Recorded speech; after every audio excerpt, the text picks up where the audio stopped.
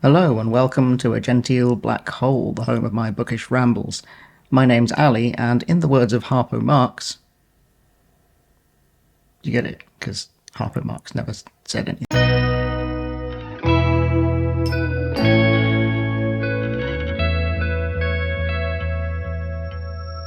Terry Pratchett once wrote, "Words in the heart cannot be taken," and this is a video all about the words in my heart. It's the favourite quotes tag. This tag was created by sailing through books, and although I wasn't tagged directly, I was inspired to make this video by Pat from Book Chat with Pat. I saw her video response to this tag and thought it was absolutely wonderful. She had a fantastic selection of very beautiful and meaningful quotes. So that got me wondering how I would answer these prompts, and here we are. Before I do these prompts, though, I should say that a lot of the quotes in my head, and I am very much one of life's quoters, but a lot of the quotes in my head are there because I found them funny. And there's not really many prompts to do with funny quotes here. So before I get on with answering the actual prompts, I thought I would do a little quiz for you. So I'm going to put up a selection of favourite quotes that are in my head because they're funny. And at the end of the video, I will then flash up where each quote comes from. So, feel free to let me know how many you correctly identified. I should say that some of them aren't funny out of context. So if you're wondering why I even have remembered that phrase, context is necessary for that particular one. But yeah, let me know, if you like, how many of these you managed to identify. And now, on with the prompts. Question 1. A quote you return to in hard times. What about it comforts you? Well, I suppose one quote is the Terry Pratchett quote I mentioned earlier in this video, "Words in the heart cannot be taken." I find that a very powerful and comforting sentiment. Another quote that springs to mind is from Ursula K. Guin from her 1968 book, A Wizard of Earthsea. When I think of hard times, certainly for the last 5 years, the hardship that comes to mind is grief. I lost my mum to cancer in 2020, so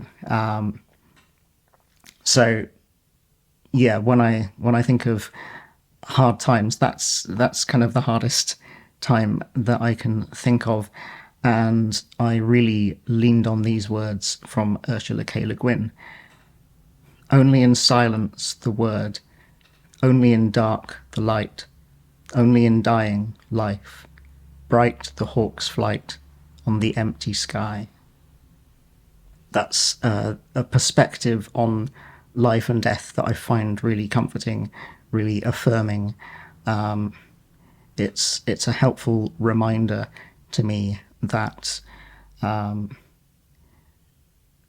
that life is meaningful because it ends. So in the same way that that light can't exist without dark, otherwise the very definition of light would have no meaning. And similarly, sound, words would be illegible without the context of silence. And similarly, life life needs death, needs an end to have any meaning. So that's, I find, a very profound and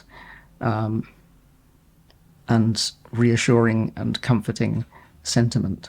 But speaking of quotes, at the start of the year, I got this notebook, which I reserved specifically for writing down interesting quotes as I come across them.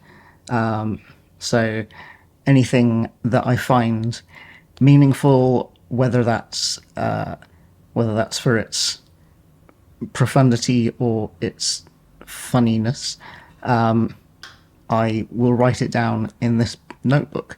And there is a lyric that I wrote down a few weeks ago from Nick Drake, from his song Time Has Told Me from 1969. And it's this line: "So I'll leave the ways that are making me be what I really don't want to be. Leave the ways that are making me love what I really don't want to love."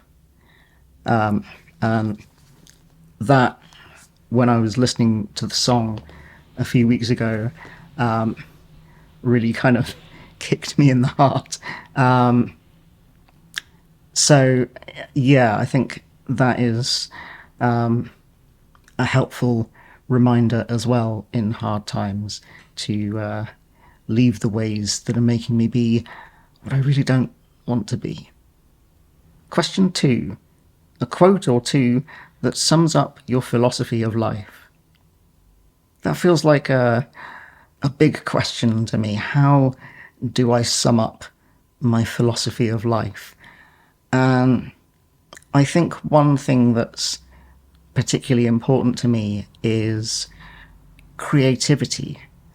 I think that while we're here, if we can make things, create things, whatever that is, whatever art form you choose, and however technically skilled you are, doesn't really matter. The main thing is just to be a creative force, not a destructive force. So this quote from Kurt Vonnegut, from an essay in A Man Without a Country from 2005, I think sums up quite nicely how I feel about creativity, which is a deeply important and meaningful thing to me. The arts are not a way to make a living. They're a very human way of making life more bearable. Practicing an art, no matter how well or badly, is a way to make your soul grow, for heaven's sake. Sing in the shower, dance to the radio, tell stories, write a poem to a friend, even a lousy poem. Do it as well as you possibly can. You will get an enormous reward. You will have created something. But creativity isn't just about having something to do and the reward that you get from it. It's also about how you connect and communicate with other people. And that is something that is expressed, I think, beautifully in the lyrics of Wrapped in Grey by XTC. It's from their 1992 album Nonesuch. Some folks see the world as a stone, concrete daubed in dull monotone. Your heart is the big box of paints, and others the canvas we're dealt. Your heart is the big box of paints. How coloured the flowers all smelled as they huddled there in petalled prayer. They told me this as I knelt there. Awaken, you dreamers, adrift in your beds. Balloons and streamers decorate the insides of your heads. Please let some out. Do it today. But don't let the loveless ones sell you a world wrapped in grey. Question 3. A quote you love because it's beautifully written. Well, when it comes to exceptionally beautiful writing, it's hard for me to think of anyone other than William Shakespeare, especially Hamlet. But I mean, you can find incredibly beautiful writing in just about any of his plays or sonnets. So kind of take your pick from Shakespeare. It's kind of a cliche to say so, but, you know, does it really get any better than to be or not to be? That is the question. Whether 'tis nobler in the mind to suffer the slings and arrows of outrageous fortune, or to take arms against a sea of troubles and by opposing end them, to die, to sleep no more, and by a sleep to say we end the heartaches and the thousand natural shocks that flesh is heir to. 'Tis a consummation devoutly to be wished to die, to sleep perchance to dream, aye, there's the rub.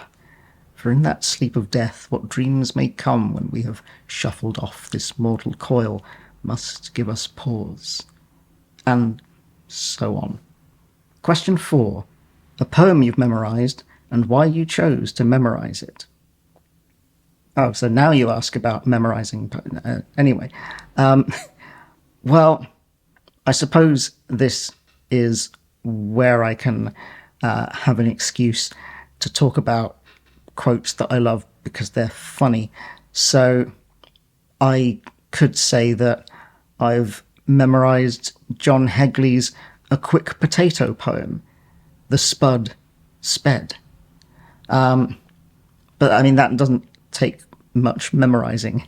So I think one of the first poems I remember having memorised is Jabberwocky by Lewis Carroll. In fact, I made a video about having written a sort of pastiche of Jabberwocky where I changed all of the nonsense terms to musicians that I admire. But I do also have the actual Jabberwocky memorised. And yet, for the reason that it's just delightfully playful, all of these made-up nonsense words which are just pleasurable to say. So yeah, that's why I've got it memorised, and here we go. 'Twas brillig, and the slithy toves did gyre and gimble in the wabe, all mimsy were the borogoves, and the mome-raths outgrabe. Beware the Jabberwock, my son, the jaws that bite, the claws that catch. Beware the Jubjub bird, and shun the frumious Bandersnatch. He took his vorpal sword in hand, long time the manxome foe he sought. So rested he by the Tumtum tree, and stood a while in thought. And as in uffish thought he stood, the Jabberwock, with eyes of flame, came whiffling through the tulgey wood, and burbled as it came. 1, 2, 1, 2, and through the vorpal blade went snicker-snack. He left it dead, and with its head he went galumphing back. And hast thou slain the Jabberwock? Come to my arms, my beamish boy. Oh, frabjous day, callooh, callay, he chortled in his joy. 'Twas brillig, and the slithy toves did gyre and gimble in the wabe. All mimsy were the borogoves, and the mome-raths outgrabe. I don't know if I might have got a word wrong here or there. I'll have to check the text against what I've just said, but I think that's pretty spot on. Question 5. A quote that captures how you feel about love or friendship. Well, it's going to be more song lyrics from me, I'm afraid. One thing that springs to mind is the song Beautiful Cosmos by Ivor Cutler. I'll actually include a link to my SoundCloud page where you can hear my cover of the song. But I love these lyrics. I think they kind of they sum up the that connection between friends who maybe don't see each other all that often, but it's a lovely time when you do. You are the center of your little world, and I am of mine. Now and again we meet for tea, we're two of a kind. This is our universe, cups of tea. We have a beautiful cosmos, you and me. We have a beautiful cosmos.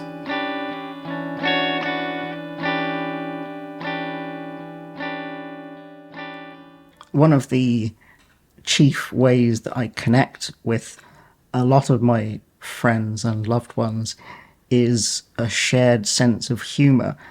And this line from the song Shoe Song by Shellac from 2000 really sums that up. The line is, "Do you get the same jokes as me? Do you get the jokes the same as me?" See, it's not just about finding the same things funny, it's finding the same things funny for the same reason. I think that's a beautiful summation of that idea. But ultimately, I think the most important thing in any relationship is sincerity and the importance of being earnest, if you will. And I think if you're concerned about being cool, then that stops you from connecting with people on a deep level. And that idea, I think, is beautifully expressed in the film Almost Famous from 2000. It's a line spoken by the music critic Lester Bangs, who is a real person, and in the film he's played by Philip Seymour Hoffman. And at one point he says these words: "The only true currency in this bankrupt world is what you share with someone else when you're uncool." I really need to rewatch that film. Question 6. A quote that makes you feel seen. Yeah, I struggled to think of quotes that make me feel seen. But the one I settled on in the end is not particularly flattering. It's a line from I'm Alan Partridge, from an episode from 2002. There's a scene where someone is misquoting a James Bond scene, and Alan gets frustrated and eventually explodes and says, "No, stop getting Bond wrong." And although James Bond is not one of my areas of expertise, I do feel that sense of pedantry and kind of ownership of the things I love, and it does frustrate me when I hear people misquoting or misinterpreting the things that I love. So I do find myself internally, I don't voice this usually, but I do find myself thinking, no, stop getting Pratchett wrong, stop getting Earthsea wrong, etc. So yeah, that unfortunately, that line, "stop getting Bond wrong," does make me feel quite seen. Question 7. The quote you'd want read at your funeral. So now we're getting to the big guns. Well, I'm not planning on having a funeral anytime soon, I hope. But I definitely have a few things that I know when the time comes I would like read at my funeral. In fact, one comes from a book that I was just rereading a few days ago, and this passage from the book once again kicked me in the teeth. So this is a passage from The Other Wind by Ursula K. Le Guin. It's the final book of the Earthsea series. I think, Tehanu said, in her soft, strange voice, that when I die, I can breathe back the breath that made me live. I can give back to the world all that I didn't do, all that I might have been and couldn't be, all the choices I didn't make, all the things I lost and spent and wasted. I can give them back to the world, to the lives that haven't been lived yet. That will be my gift back to the world that gave me the life I did live, the love I loved, the breath I breathed. But if that quote is too long, another much more succinct quote, again from Terry Pratchett, is a strong contender as well for something that I would like read at my funeral. Do you not know that a man is not dead while his name is still spoken? Yeah, I think that's a beautiful sentiment. Terry Pratchett also has another passage about how a life isn't over until the ripples that it caused in the world have stopped. But, I think it's more succinctly expressed in that line. And yeah, I think that's why anyone, I think, does what they do, to be remembered, hopefully, after they've gone, if even just for a little while. And the final prompt is to tag others. So I will indeed tag others in the description. No pressure to take part if you don't feel like it. But yeah, to everyone that I tagged, yeah, I highly recommend all of their channels. So yeah, be sure to check them out. I did promise you the answers to my quiz questions, so here again are the quotes with their sources.